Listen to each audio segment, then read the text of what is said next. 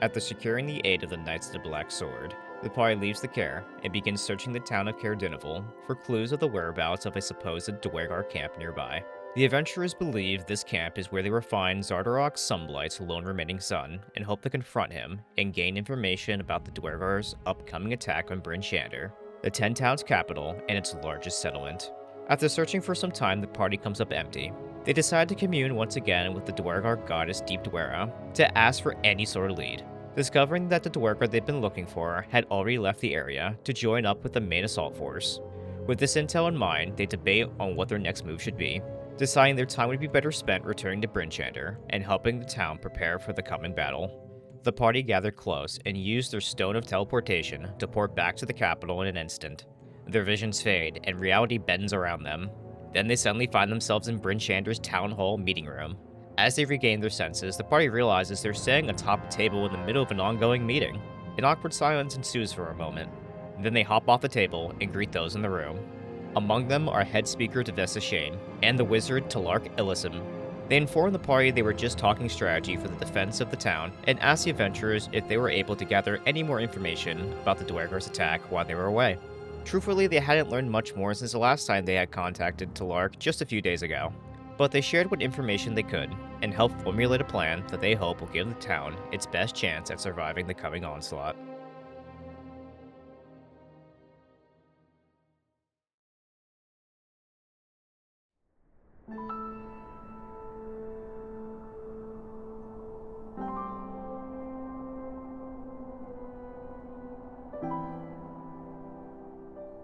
With the meeting concluded, Taranthia insists there is someone she must see immediately, now that she has returned to Bryn Shander. She allows the party to follow her through some narrow streets to a small home located near the west wall of the settlement. She knocks on the door with a distinct pattern, and is greeted by a young drow girl. Taranthia introduces the girl as her younger sister, Talise. She goes on to explain her mysterious behavior as a precaution she takes in order to keep the wrong people away from discovering her sister's location. She reveals her true reasons for hunting the Dwergar. Her and Talise were once from the drow city of Minzo Baranzan. They are the daughters of a matron mother who was once on the cusp of securing a seat on the city's ruling council. Events involving her late elder brother caused Taranthia's family to be accused of heresy, leading them to be exiled from the city. While traveling the Underdark in search of a new home, her family was ambushed by Dwergar slavers, captured, and then brought to the Dwergar city of Grekostug to be sold to the highest bidders. Taranthia was slowly separated from her family as they were sold off one by one. Through a miracle, Taranthia eventually managed to escape her abductors and fled to Icewind Dale. Now she hopes to get revenge on the Dwergar who wronged her, and one day reunite with her remaining family, who she believes are still in captivity with them. The party now understands the reasons for Taranthia's actions, forgive her for her prior discretions, and decide to return to the town hall and retire for the night.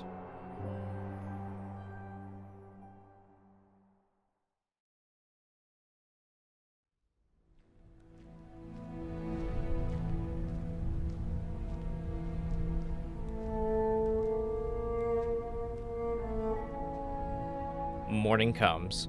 The attack is believed to be just a couple days away. The party, knowing the Dwergar's ability to infiltrate areas completely undetected, believes it is paramount to flush out any Dwergar that may already be within Bryn Shander. Through the combined efforts of Lena's nose and Jin's location magics, the party is able to pinpoint an abandoned tavern that they are certain contains some form of Dwergar activity. They send in Tamar's trusty mouse companion Cynthia to do a bit of scouting. She's able to find signs of recent occupation in the building, but nothing else. The party decides to enter the front door cautiously. Taranthia then uses her ring of ethereal sight, which reveals a Dwergar standing atop a balcony within the tavern. She uses her magic to quickly reach the balcony, but then suddenly finds herself surrounded by a number of Dwergar she couldn't see before.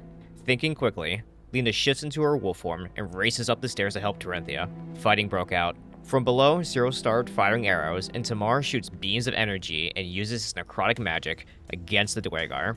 And Jin? Well, I forget what Jin did, to be honest. But I'm sure he was helping too. Back on the balcony, Lena the wolf pounces and bites her foes, but Taranthia wasn't having as much success of her own.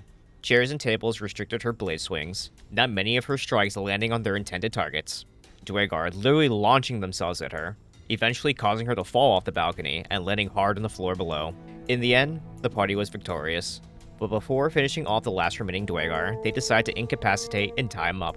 They wish to interrogate him in a last-ditch effort to find out anything else about the Sunblade's attack. Once again, they didn't learn much. But before ending the interrogation, Taranthia decides to peer into the Dwegar's mind to read his last thoughts. Hearing only, "Aye, this must be the daughter. She's a bold one." Filled with hate for these creatures, and with no further use of him, she then ends his life with her scimitar, ensuring his death was slow and painful, at least for a moment anyway. The party then leaves the tavern and decides to call it a day, and return to the town hall to rest for the night. The next morning they decide to do more of the same, but this time are unable to locate any other hidden Dwegar. They then spend the remainder of their time before the attack, shoring up the town's defenses. It's during this time the Cult of the Black Sword make good on their end of the bargain, showing up to provide their support. Not in large numbers, but they are skilled warriors, at least if Kadroth and Avarice are to be believed. The party deploys them where they feel they would be the most effective. Now prepared as best as they can be, they make for the southern wall and wait.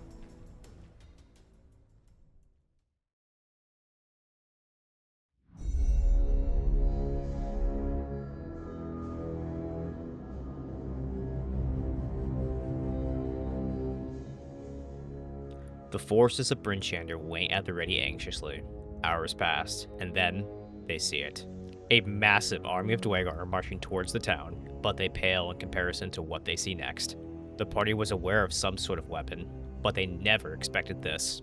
A massive, metal-scaled dragon descends upon the southern wall, diving down and blasting it with a large beam of radiant energy. The portion of the wall hit was completely destroyed, an entrance for the Sunblight army. Just like that, the town's biggest defensive advantage was gone. This was the charted weapon they have learned of.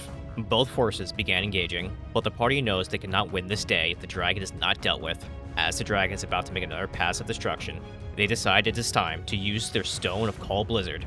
The stone glows, and then suddenly a blizzard appears, engulfing the area. The dragon disappears from their sight, but so does everything else. Their field of vision reduced to just a few yards. The dragon's flight should be impossible now, not with these heavy winds. The plan now is to stay close to one another, navigate their way to the dragon, now somewhere within the town, through this conjured blizzard, and take down this construct while it's partially immobilized. The party begins moving towards the center of the town, following the sounds of combat and destruction.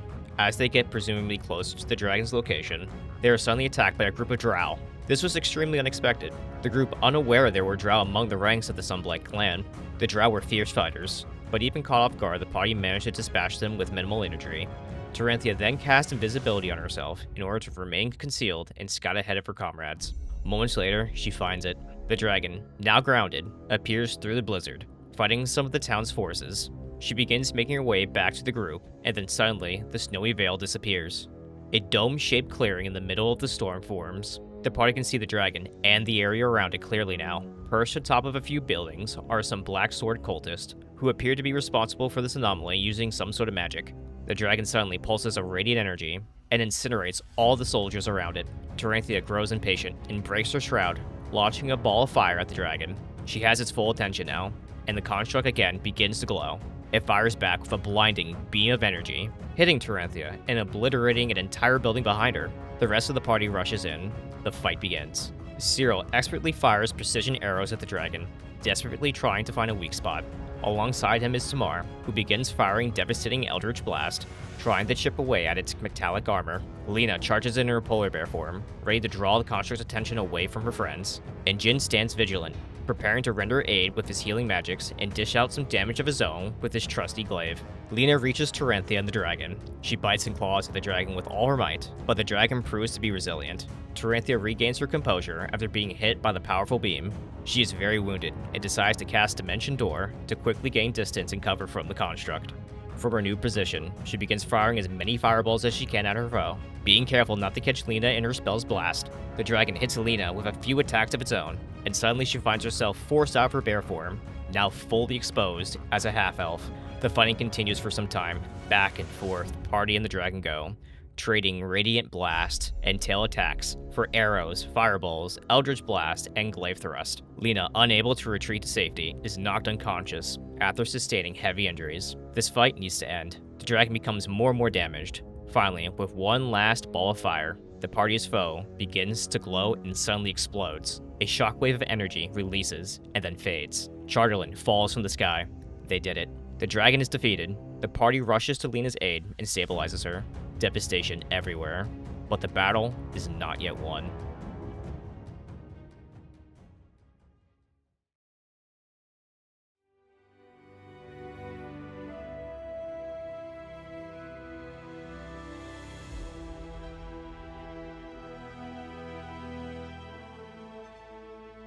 With the construct destroyed, the party takes a few moments to recover, and then begins to head further into Bryn Shander. Sunblight forces are still flooding into the town, and need to be dealt with. Closing in near the center of town, they run into a group of civilians, who appear to be under the psychic influence of the Charterland debris that now litters the area. Jin springs into action, and uses a spell to break their trance before the civilians unwillingly attack the party. Afterwards, the party comes into contact with what seems to be the remainder of the Drow and Dwegar. Combat begins once more, and for the final push, the party is joined by various friends they have met during their adventures so far in Icewind Dale. People such as Talark Illisum shoots out bolts of lightning, Lynn Trollbane swings her axe violently, and their old friend Chef Terran Stormpaw leaps down from above and quickly dispatches enemies with swift and powerful jabs. One by one, the invading soldiers begin to fall until none remain. The day has finally been won. Parts of Bryn Shander now lay in ruin, but the town as a whole still stands. Bodies of both forces are scattered among the streets. But the Sunblight army has been defeated, dealing a heavy blow to the clan's ability to operate in the region. The 10 towns have been saved, at least for now. Celebrations are suddenly cut short though. Marching towards town square is a sizable force of soldiers from the neighboring towns of Targos and East Haven, led by the Speaker of Targos himself, Nath Max Sildanar. Seizing the opportunity, Nath proclaims himself as the temporary head speaker of all the 10 towns via an old clause in the region's founding accords, stating only that he can guide the towns during this crisis. And this is where our story will continue next time.